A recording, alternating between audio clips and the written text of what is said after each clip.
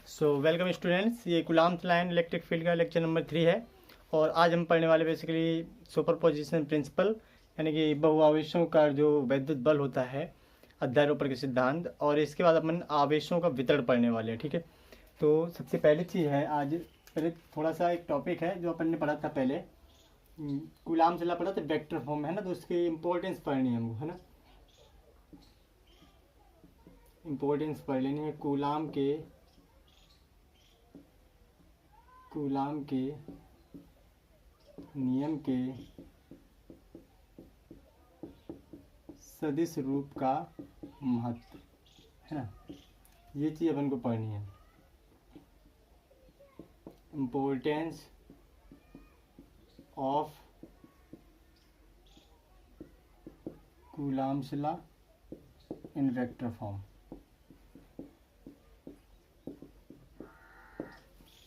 तो यार इस चीज़ को पढ़ने के लिए आप लोगों ने देखा था कि जब अपन वेक्टर फॉर्म में पढ़ रहे थे तो दो यहाँ पर अपन ने चार्ज लिए थे, है ना। ऐसे दो चार्ज लिए थे वेक्टर फॉर्म में भी ऐसे, और अपन ने क्या किया था, इस तरफ की दूरी को अपन ने क्या लिखा था, R12 कहा था, है ना। और जिस पर फोर्स लग रहा था इसको अपन ने कहा था F12, और इस तरफ फोर्स था F21, और डिस्टेंस थी एकांक वेक्टर इस तरफ का था R21, है ना। ये सारी चीज़ें थी। तो यार जब अपन फोर्स इस तरफ था तो एकांक वेक्टर ये वाला है क्योंकि इसकी दिशा सेम है, और फोर्स F21 था तो एकांक वेक्टर R12 आया था ना। ये चीज़ आपने देखी थी। तो यहाँ पर यार अगर एक चीज़ ध्यान दो आप लोग तो लिखेंगे, चूंकि R12 व R21 परस्पर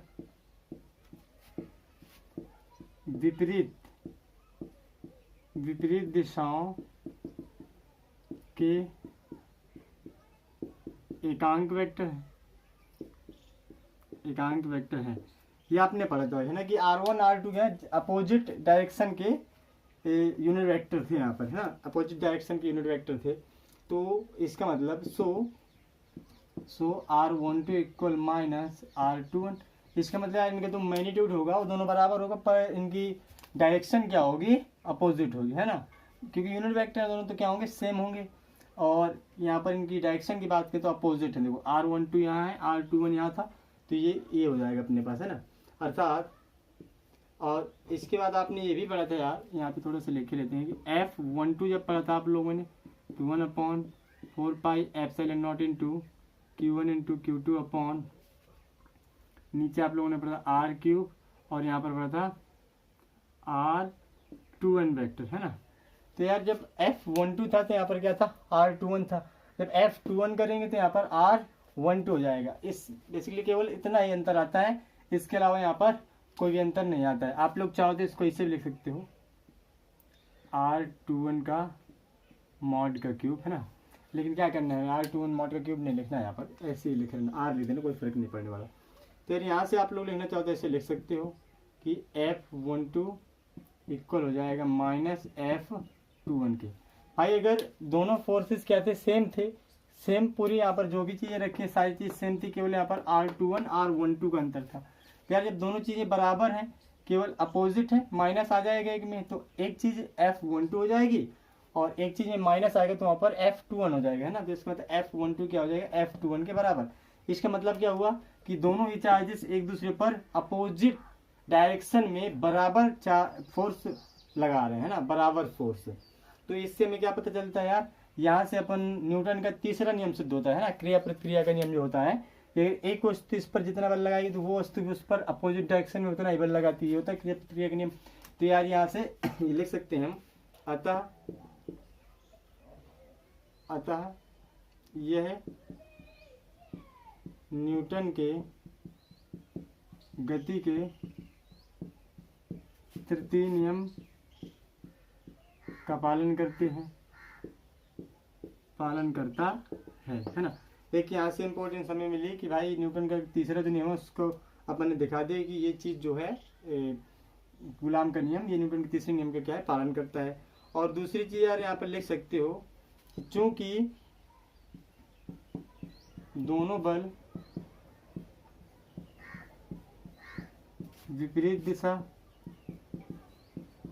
में लगते हैं या लग रहे हैं, अतः सो ये बल केंद्रीय बल होंगे। यार अपोजिट डायरेक्शन में इक्वल बल जब लगते हैं तो उनको अपन क्या कहते हैं, केंद्रीय बल भी कहा करते हैं ना, केंद्रीय बल होंगे। तो ये इंपॉर्टेंस है बेसिकली, कुछ नहीं इसमें। इसके बाद अपन को थोड़ी देर बाद पढ़ना होगा कूलाम के नियम के इंपॉर्टेंस ना, लेकिन उससे पहले अपन को क्या करना है, उससे पहले हमें समझना है अध्यारोपण का सिद्धांत है ना, यानी कि सुपरपोजिशन प्रिंसिपल। तो यार इस सारी चीज़ों को आप लोग स्क्रीनशॉट लेके नोट कर सकते हो।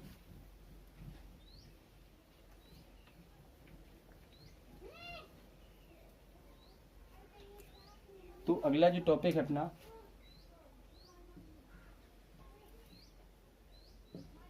बहु आवेशों के कारण ये के बीच बल लिख सकते हो ना, के बीच बल, इसी को अपन कहते हैं अध्यारोपण का सिद्धांत, अध्यारोपण का सिद्धांत, प्रिंसिपल ऑफ सुपरपोजिशन।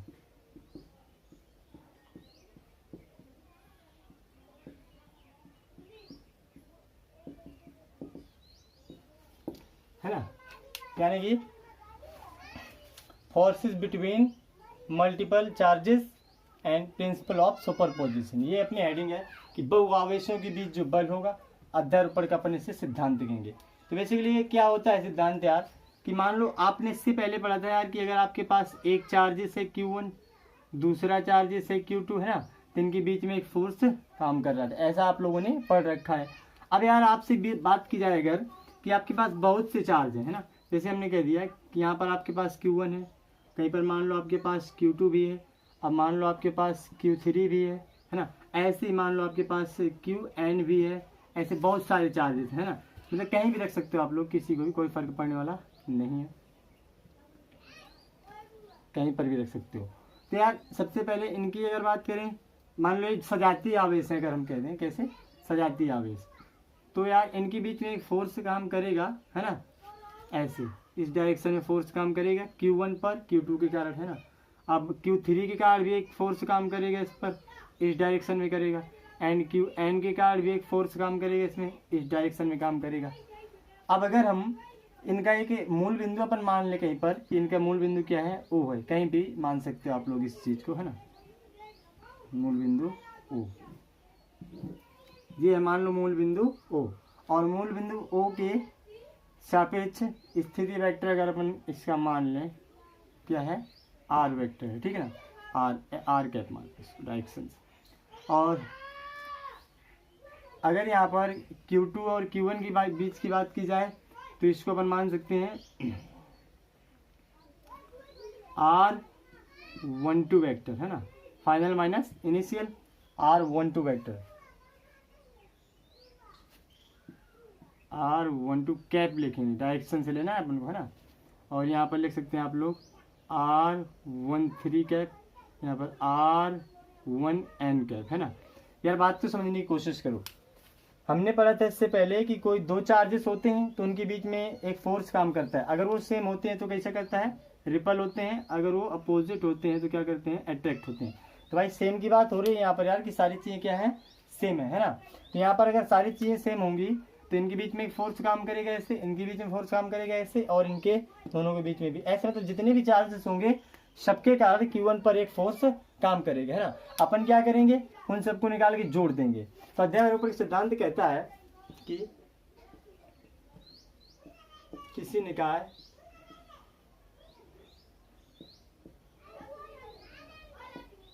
निकाय में उपस्थित आवेशों में से किसी भी परीक्षण आवेश पर कार्य करने वाला बल अन्य नेट बल है ना, कार्य करने वाला नेट बल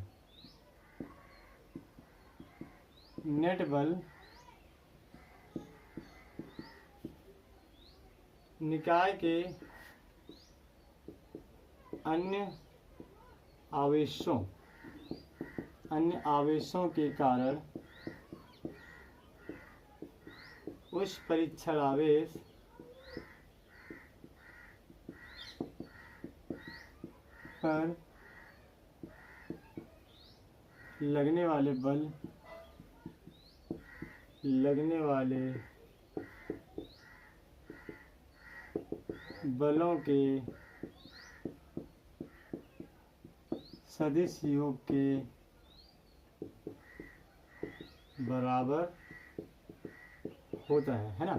यार आप लोग यहाँ पर बात को समझने की कोशिश करो, है ना भाई।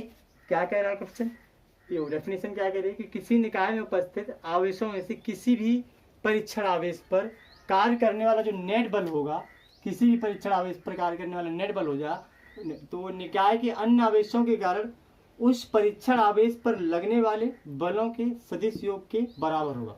जैसे कि आपसे यहाँ पर कहा जाए कि भाई इतने सारे चार्जेस हैं, अब Q1 की बात हम यहाँ पर कर रहे थे ना कि यार अगर कह दिया जाए आपसे कि Q1 है जो, तो इस पर टोटल फोर्स बता दो भाई, है ना।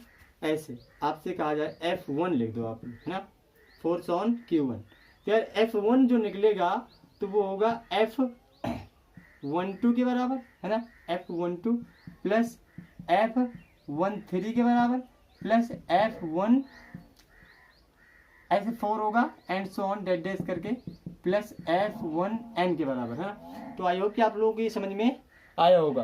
भाई एक बार डेफिनेशन को आप लोग और अच्छे से पढ़ो। क्या लिखा है, किसी निकाय में उपस्थित आवेशों में से किसी भी परीक्षण आवेश पर कार्य करने वाला नेट बल निकाय के अन्य आवेशों के कारण उस परीक्षण आवेश पर लगने वाले बलों के सदिश योग के बराबर होता है। तो आप लोगों को ये बात यार समझ में आ रही होगी, जैसे कि आप लोग समझ पा रहे हो यहाँ पर कि ये चीज़ क्या है ना। तो इसके बाद अपन को क्या करना है यार, इसके बाद अपन देखेंगे कि अब इसको मैथमेटिकली अपन कैलकुलेशन करेंगे। मैथमेटिकली कैलकुलेशन करने पर कहाँ पर क्या आता है। ओके, तो ये सारी चीज़ें अपन यहाँ पर देखने वाले हैं। तो चलिए आगे शुरू करते हैं यार।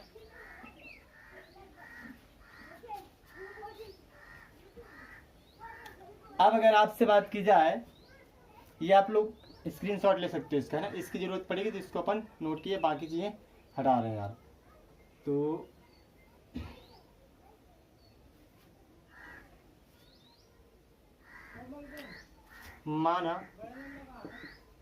माना किसी निकाय में n आवेश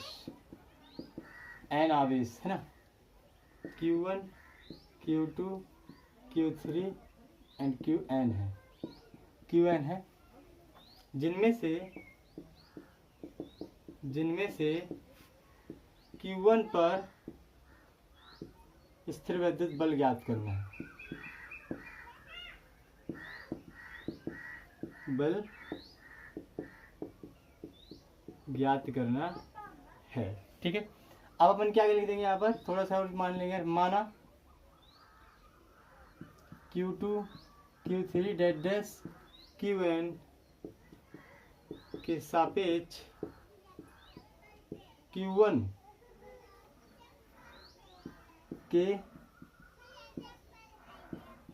स्थिति सदिश या स्थिति वेक्टर, कुछ भी लिख सकते हो, स्थिति सदिश क्रमशः Q12 Q13 Q1n है ना, Q1n है। ये यार चीज अपन ने मान ली यहाँ पर कि अगर यहाँ पर स्थिति वेक्टर की बात की जाए कि जो Q1 है अपना, है ना, तो Q1 के Q2 के सापेक्ष Q3 के सापेक्ष, इसी प्रकार जितने भी यहाँ पर चार्जेस दिए हैं सबके सापेक्ष अपन को क्या करना है, अलग अलग स्थिति सदिश मान लेने हैं, ठीक है ना।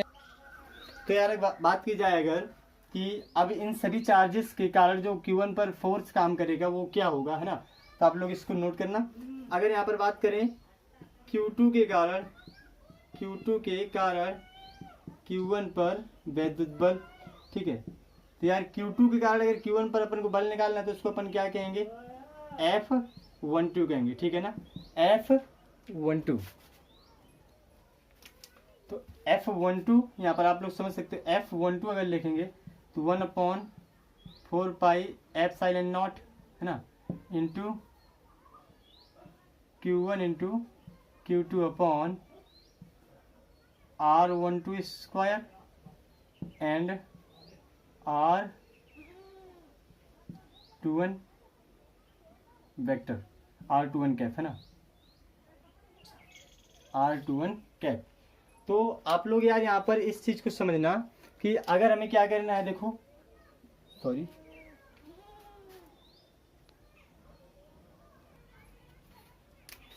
तो यार इसी प्रकार आप लोग लिख सकते हो, इसी प्रकार Q3 के कारण, इसमें रिकॉर्ड हो भी रहा है कि नहीं, चलो अभी हो जाएगा एक लाइन है ना। ऐसा करो आप लोग, ये चीज़ इसको मिटा सकते हो, अभी चित्र बनाए रखो और इस चीज़ को मिटा सकते हो, नीचे कवर नहीं हो पाएगा। तो ऐसे से Q2 का क्या था, Q1 पर बल था, अगर Q3 का Q1 पर बल निकाला जाए तो उसको अपन लिखेंगे F13 is equal to 1/4 pi epsilon naught into Q1 into Q2 upon R13 square जो R31 कैप, तथा Qn के कारण Q1 पर बल,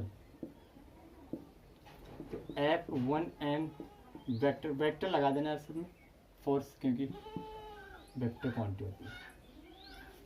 तो F1n vector is equal to 1/4 pi epsilon naught into Q1 into Q2 upon R1n vector, sorry vector नहीं है ना, वेक्टर नहीं रखना है यहाँ पे क्या करना है हमको, केवल उसका मान रखना है, परिमाण R1n। और इसकी दिशा ज्ञात करने के लिए अपन यहाँ पर रखेंगे RN1 कैप है ना। एक्चुअली में यहाँ पर आप लोग 3-1 कैप है 1-3 कैप करो, कोई फर्क नहीं पड़ने वाला, क्योंकि इससे पहले आप लोगों ने पढ़ा था यार कि अगर मान लो R13 कैप है तो इसको अपन क्या लिखेंगे, R13 vector upon modulus of R13। भाई R13 का मॉड निकालोगे तो R31 ही रहेगा, कोई फर्क पड़ने वाला, R31 का मॉड निकालोगे तो भी वही रहेगा, सेम रहेगा, तो कोई फर्क नहीं पड़ने वाला। तो कुछ भी कर सकते हो, यहाँ पर कोई दिक्कत नहीं है ना। लेकिन अगर तुम्हें डायरेक्शन यहाँ पर बतानी है तो यहाँ पर R12 कैप था यहाँ पर है ना, R12 कैप किसके सापेक्ष था, Q2 के सापेक्ष था ना, है ना, Q2 के सापेक्ष Q1 पर। अगर अपन फोर्स Q1 पर निकालेंगे तो Q1 के सापेक्ष Q2 वाला लेंगे, तो फिर यहाँ पर 2-1 हो जाएगा है ना। अब यार इन सबको अगर अध्यारोपण के सिद्धांत से, अब अध्यारोपण के सिद्धांत से आवेश Q1 पर नेट बल, अगर आवेश Q1 पर नेट बल की बात की जाए तो आप लोग इस सारी चीज स्क्रीनशॉट करके नोट करते हैं ना भाई। Q1 पर अगर नेट बल की बात की जाए तो कितना होगा भाई, F1 है ना, नेट यहाँ पर लिख सकते हो आप लोग छोटा सा, F1 net is equal to F12 vector plus F13 vector plus and so on plus F1n vector है ना। तो यार F1 vector equal to F12 vector 13 vector 1n vector, तो कोई भी यार सब में सारी चीज़ें क्या है कॉमन मिल रही है ना, इतनी चीज़ें कॉमन में आ जाएंगी यार है ना। तो इतनी चीज़ें आप लोग कॉमन में रख सकते हो, 1/4 पाई एप्सिलॉन नॉट, इतनी चीज़ें कॉमन में आ जाएंगी है ना। बाकी आप लोग अंदर लिख सकते हो, जैसे F12 था तो 12 की जगह यहाँ पर चार्जेस यार ये सारी चीज़ें, यहाँ पर Q3 आएगा, यहाँ पर Qn आएगा है ना। तो यहाँ पर 12 था तो यहाँ पर चार्ज क्या होना चाहिए, Q1 इंटू Q2 और अपॉन में R12 square and R21 cap और plus Q1 into Q3 upon R13 square and R31 cap plus and so on plus Q1 into Qn upon R1n vector sorry square into RN1 cap है ना। तो यार ये चीज़ यहाँ से निकल के आती है, ये तुम्हारा ये अध्यारोपण के सिद्धांत होता है भाई, है ना, कि अध्यारोपण के सिद्धांत अपन ने लगाया, तो अध्यारोपण के सिद्धांत से ये देखिए, है ना, ये हो गया कि फोर्स जो है तो किसी भी चार्ज पर है तो टोटल फोर्स कितना होता है भाई। अध्यारोपण सिद्धांत क्या कहता है, टोटल फोर्स जो होता है किसी चार्ज पर वो क्या होता है, उस चार्ज पर अन्य चार्ज के कारण जो फोर्स लगता है उनके सदिश योग के बराबर होता है, वेक्टर योग के, है ना। यही अध्यारोपण का सिद्धांत है ना, कि किसी भी निकाय में उपस्थित सभी आवेशों में से किसी भी एक परीक्षण आवेश मतलब जिस पर अपन परीक्षण करना चाहते हैं, ज्ञात करना चाहते हैं ना, तो किसी भी परीक्षण आवेश पर लगने वाला नेट बल उस निकाय में उपस्थित अन्य सभी आवेशों के कारण उस पर लगने वाले नेट बल के अलग अलग बलों के सदिश योग के बराबर होता है, ठीक है ना। तो ये यार अध्यारोपण के सिद्धांत होता है यहाँ पर अपना। अब एक चीज और यहाँ पे यार मेंशन करते हैं आपको कि जो Q2 के कारण Q1 पर फोर्स लग रहा है ये, है ना, तो उसको Q3 के कारण जो Q1 पर लगेगा ये फोर्स इसको इफेक्ट नहीं करेगा। मीन्स यार जो जैसे मान लो ये पहले Q3 नहीं था, Q1 नहीं था, सपोज करो ये सब कुछ नहीं था, है ना, केवल कौन कौन थे, Q1 और Q2 थे, तब फोर्स जो भी लग रहा था Q1 पर Q2 के कारण, है ना, Q1 पर Q2 के कारण।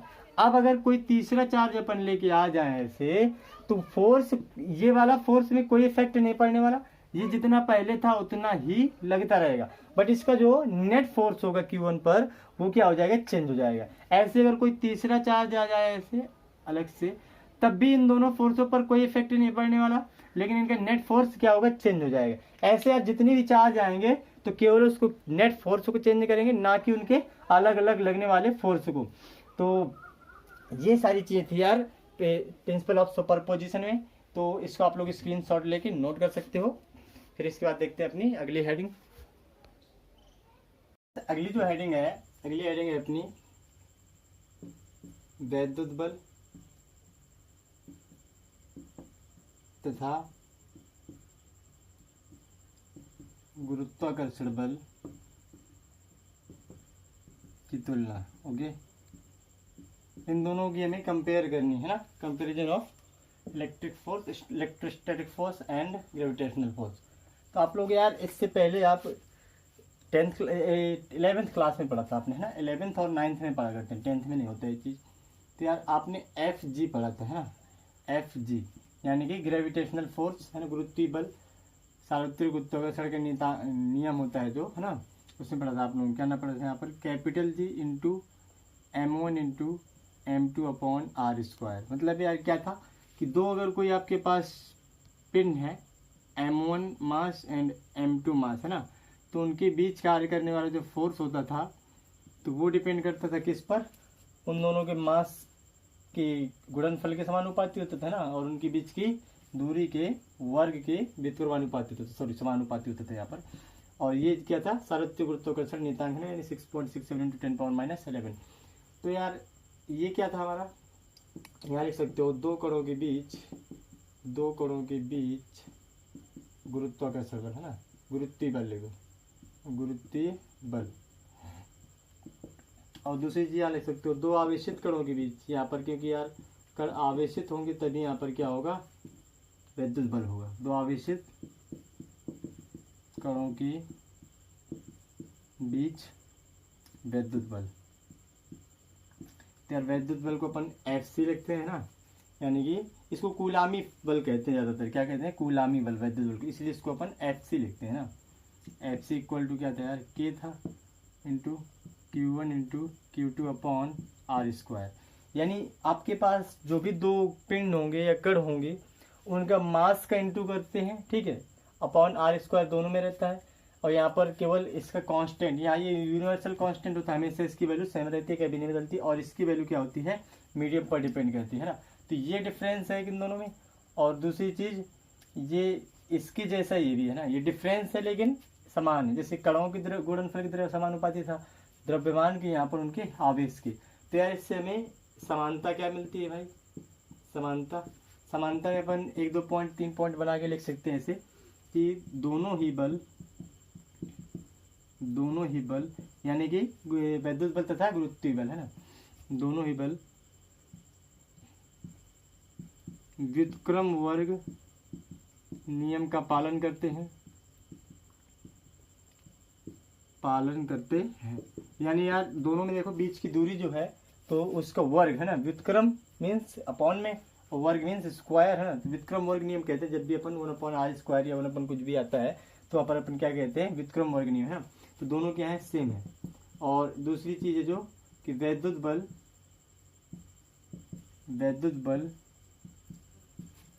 गुरुत्वीय बल के समतुल्य है ना।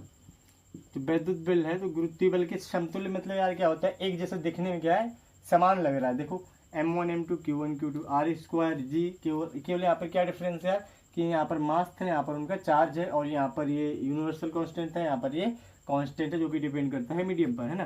तो कुछ डिफरेंस भी है। इसके अलावा आप लोग यहाँ पर लिख सकते हो तीसरी चीज़, चाहे दो ही रहे तो कोई दिक्कत नहीं, अंतर लिख सकते हो, है ना। तो तीसरी चीज़ लिखना चाहो तो ये समतुल्य अपन ने लिख दे, सब कुछ हो गया है ना, समतुल्य है। समतुल्य लिख दे तो सारी चीज़ें यहाँ पर बता रहा है कि m1 m2 q1 q2 एक जैसे हैं, है ना। समतुल्य मीन्स होता है बराबर नहीं होता है ना, समतुल्य का मतलब बराबर मत समझ लेना।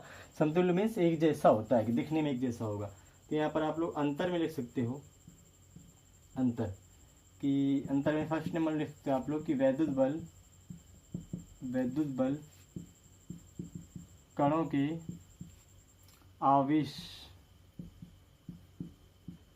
आवेश पर निर्भर करता है। या आप लोग लिखते हो आवेशों के गुणनफल के समानुपाती होता है।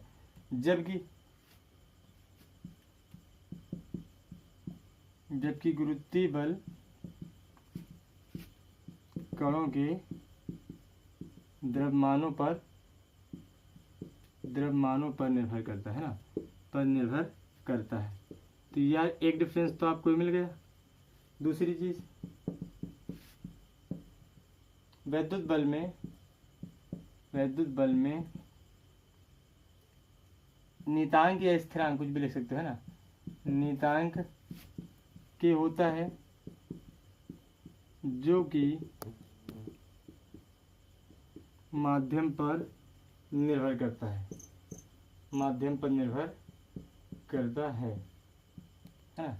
या डायरेक्ट लिख सकते हो यार कि वैद्युत बल क्या होता है, माध्यम पर निर्भर करता है, और गुरुत्वीय बल माध्यम पर निर्भर नहीं करता है ना। यानी कि ये कहीं भी किसी भी मीडियम में कहीं भी कार्यरत होगा तो कोई फर्क नहीं पड़ने वाला, कोई कम ज़्यादा नहीं होगा, है ना। अगर उनके बीच की दूरी सेम है, मास सेम है, तो जी से यहाँ पर हमें कोई मतलब नहीं रहेगा ना, जी पर डिपेंड नहीं करेगा, है ना। और जबकि यहाँ पर क्या था, के पर डिपेंड कर रहा था, क्योंकि के की वैल्यू क्या होती है, मीडियम पर अलग होती है ना, अलग अलग मीडियम पर क्या होती है, अलग होती है, करता है। जबकि गुरुत्वीय बल माध्यम पर निर्भर करता है ना, माध्यम पर निर्भर करता है।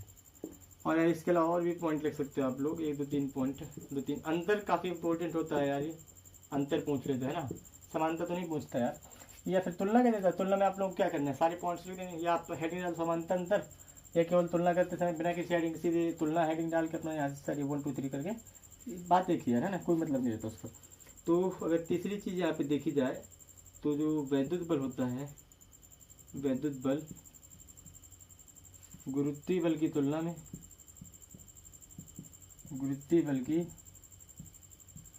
तुलना में अधिक शक्तिशाली होते हैं ना, अधिक शक्तिशाली होते हैं। आपको बता दी जाए कि जो वैद्युत बल होता है तो वो चार्ज पर डिपेंड करता है यार, है ना, चार्ज पर।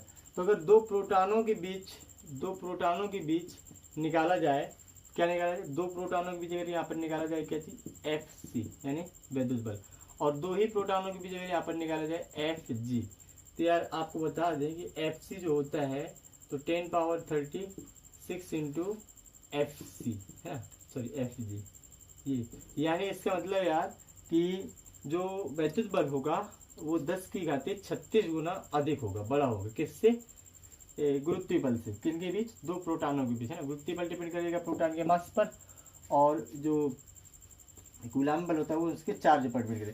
तो यार अगर यहाँ पर बात की जाए कि ई और ई के बीच इलेक्ट्रॉन है ना, इलेक्ट्रॉन के बीच अगर Fc निकाला जाए, Fc, तो यार आप लोग देखो कोई फर्क पड़ने वाला नहीं है। लेकिन अगर यहाँ पर Fg निकाला जाए, है ना, Fg, अगर 2 इलेक्ट्रॉनों के बाद Fg निकाला, आप लोग जानते हो कि इलेक्ट्रॉनों का मास क्या होता है यार, कम होता है ना। इलेक्ट्रॉनों का मास क्या होता है, कम। तो इसका मतलब है यार कि Fg जो है तो क्या होगा, और भी कम आएगा, है ना। तो Fc थोड़ा बड़ा हो जाएगा। तो ये आपको बता दें कि Fc जो होता है वो 10 पावर 42 या 43, कई बुक्स में आपको 42 भी मिलेगा यार, पुरानी बुक्स में हम 42 पढ़ा करते थे, आजकल 43 भी लिखा रहता है, इंटू Fg। यानी कि यार गुरुत्वीय बल से 10⁻43 गुना अधिक बड़ा होता है कौन, कूलामी बल, कूलामी बल या फिर विद्युत बल। ओके, तो ये चीज़ आप लोगों को याद रखनी है यार। तो आप लोग यार सारी चीज़ें स्क्रीनशॉट ले सकते हो ना। अब इसके बाद अपन अगली हेडिंग देखते हैं। जो अगली हेडिंग है अपनी वो है कूलाम के नियम की महत्वता, है ना। यानी कूलाम के नियम की महत्व, कूलाम के नियम की महत्व क्या है, इंपॉर्टेंस ऑफ कूलाम्स लॉ। तो यार आप लोगों ने इससे पहले पढ़ा था कूलाम के नियम के वेक्टर फॉर्म का महत्व। अब हमको पढ़ना डायरेक्ट कूलाम के नियम के महत्व। तो इसको समझने के लिए आप लोगों को सबसे पहले तो आपको एक स्टोरी समझनी होगी, अच्छे से आप उस चीज़ को ध्यान देना। बाकी चीज़ें तो बाद में देखेंगे, लिखने वाली चीज़ें कम है इसमें, है ना, समझने वाली चीज़ कुछ ज़्यादा ही है। तो आपको सबसे पहले इसको समझना है। क्या समझना है यार, आप लोगों को बता दिया जाए कुछ चीज़ें कि जो Fc होता है ना, कूलामी बल, उसकी रेंज जो होती है वो 10 पावर -11 तक, जबकि 10 पावर -15 तक भी जाता है। ये परमाणु दूरी कहलाती है ना, परमाणु दूरी होती है। और ये नाभिक की दूरी होती है ना, ये नाभिक होता है, नाभिक की रेडियस -14 15 आया करती है 15 तक, और ये 11 12 आया करती है। नाभिकीय दूरी है। तो जो यार ये Fc होता है ना, तो काफ़ी बड़ी दूरियों तक भी काम करता है। बड़ी दूरियों तो यार कहीं तक भी कर सकते हैं ना। Fc उसके चार्ज पर डिपेंड करता है कि चार्ज कितना है, तो कितनी दूरी तक वो काम करेगा। तो यार ये काफ़ी बड़ी दूरियों और काफ़ी कम दूरियों तक काम करता है। तो यार बड़ी दूरियों तक तो ठीक है यार, अपन कोई भी चार्ज रख देंगे यहाँ पर, है ना, कोई भी चार्ज होगा उनके बीच काम करेगा जितनी भी दूरी होगी, तो हमें कोई प्रॉब्लम नहीं होने वाली। लेकिन अगर कम दूरी की बात की जाए तो ये परमाणु और नाभिकीय दूरियों पर भी काम करता है। तो इसका मतलब क्या हुआ यार, इसका मतलब हम जो भी अपन परमाणु के स्ट्रक्चर पढ़ते हैं, है ना, तो उसमें एक नाभिक होता है। तो यार ये बल जो होता है, तो इलेक्ट्रॉन जो बाहर चक्कर लगाया करते हैं अंदर प्रोटॉन, उनके बीच में जो बल होता है उसके बारे में बताते हैं। इसके अलावा नाभिक के अंदर जो प्रोटॉन होते हैं, तो वहाँ पर क्या रिपल लगेगा, रिपल्सन होगा, तो उसके बारे में भी ये हमें नॉलेज देता है। तो ये सारी चीज़ें हैं यार कि मतलब महत्वता कुछ नहीं, यही है कूलाम के नियम का महत्व। हेडिंग आप लोगों को यहाँ पे डाल देते, कूलाम के नियम का महत्व, है ना, इम्पोर्टेंस ऑफ कूलाम्स लॉ।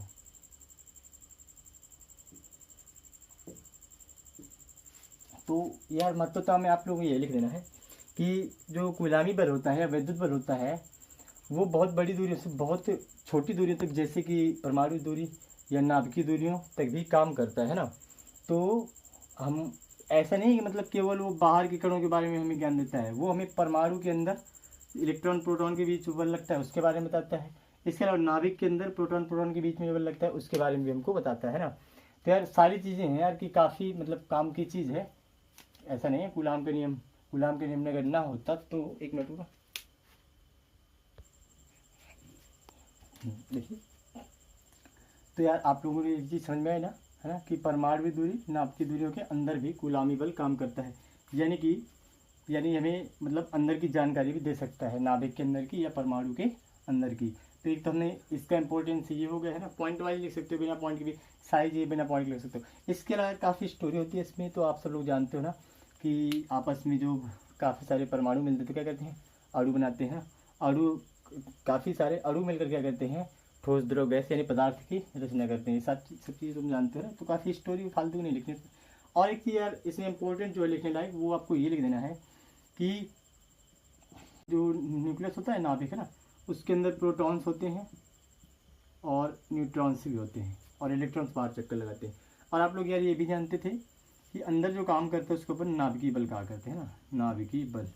तो नाभिकीय बल का विद्युत बल से कोई संबंध नहीं होता है, नाभिकीय बल, है ना। नाभिकीय बल को गुरुत्वीय बल से कोई संबंध नहीं।